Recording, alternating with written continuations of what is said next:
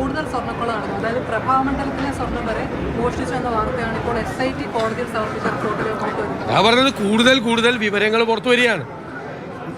ഞങ്ങൾ പറഞ്ഞൊരു വാചകം ഉണ്ടല്ലോ, 2019 ഈ കൊള്ള നടന്നത് ഇവർക്കെല്ലാം അറിയാമായിരുന്നു, ജനങ്ങൾക്ക് ആർക്കും അറിയില്ലായിരുന്നു. സാധാരണ കള്ളന്മാരെന്താ ചെയ്യുന്നത്, ഒരു പ്രാവശ്യം കട്ട് കഴിഞ്ഞാൽ അത് കുറേ നാളത്തേക്ക് ആരും അറിഞ്ഞില്ലെങ്കിൽ അവരെന്ത് ചെയ്യും, സാധാരണ രണ്ടാമതും കക്കാൻ പോകും ഇല്ലേ. അതാണ് 2024 നടന്നത്. ഒന്നും കൂടി സ്വർണം പൂശാൻ ഒരാഗ്രഹം. അന്ന് ഇത് കോടതിയുടെ മുമ്പാകെ ഈ വിവരം വന്നില്ല, കോടതി ഇത് വെളിപ്പെട്ടില്ലായിരുന്നെങ്കിൽ അയ്യപ്പന്റെ തങ്ക വിഗ്രഹം വരെ ഇവന്മാരെ അടിച്ചു മാറ്റിയാണ് ഈ 2020. കട്ടളപ്പാളിയിലെ ശിവരൂപം അതോടൊപ്പം തന്നെ വ്യാളി രൂപം എന്നിവയും നഷ്ടമായി എന്നുള്ളതാണ്. അപ്പോൾ കറക്റ്റല്ലേ, ഞങ്ങൾ പറഞ്ഞത് കറക്റ്റല്ലേ. രണ്ടാമത് 2024 വീണ്ടും കക്ക ഇറങ്ങിയതാണ്. അത് കോടതി അറിഞ്ഞില്ലായിരുന്നെങ്കിൽ ഈ കട്ടളപ്പാളിയിലെ ശിവരൂപം മാത്രമല്ല അയ്യപ്പൻ്റെ തങ്കവിഗ്രഹവും പോയേനെ. കോടതി ഇത് ചെയ്തില്ല.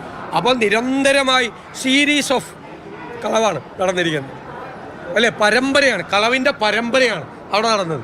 അതെല്ലാം ഈ നേതാക്കൾ, ഈ CPM നേതാക്കന്മാരുടെ ആശീസ്സോടുകൂടിയാണ്, അവരുടെ അറിവോടുകൂടിയാണ് നടന്നിരിക്കുന്നത്.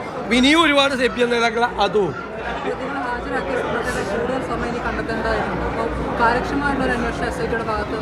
ഉണ്ടാകണം. കോടതിയുടെ നിയന്ത്രണത്തിലാണ് അവരുടെ അന്വേഷണം.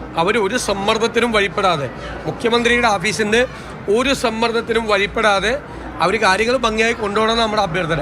ഞങ്ങൾ ഈ നിമിഷം വരെ അവിശ്വാസമൊന്നും പറഞ്ഞിട്ടില്ല. അല്ല, ഇതിനകത്ത് പിന്നെ കോടതിയെ സമീപിക്കാനുള്ള സാധ്യത ഇപ്പോൾ സ്വാഭാവികമായിട്ട് അവർ CPM പോലീസ് ഉദ്യോഗസ്ഥരകത്ത് കയറ്റുന്നു. അപ്പോൾ പ്രതിപക്ഷ നേതാവ് എന്ന രീതിയിൽ കോടതിയെ വരട്ടെ, ഞങ്ങൾ നോക്കട്ടെ.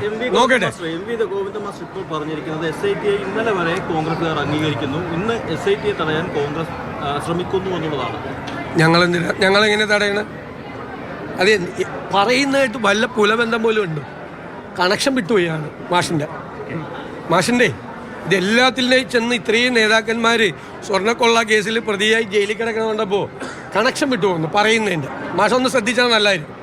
എന്താ പറയണതെന്ന് നിങ്ങൾക്ക് മനസ്സിലായി? എന്താ അതിൻ്റെ ഉദ്ദേശം? SIT തടയണം ആര്? പ്രതിപക്ഷേ. എന്തൊരു കരുത്തുറ്റ പ്രതിപക്ഷമാണ്.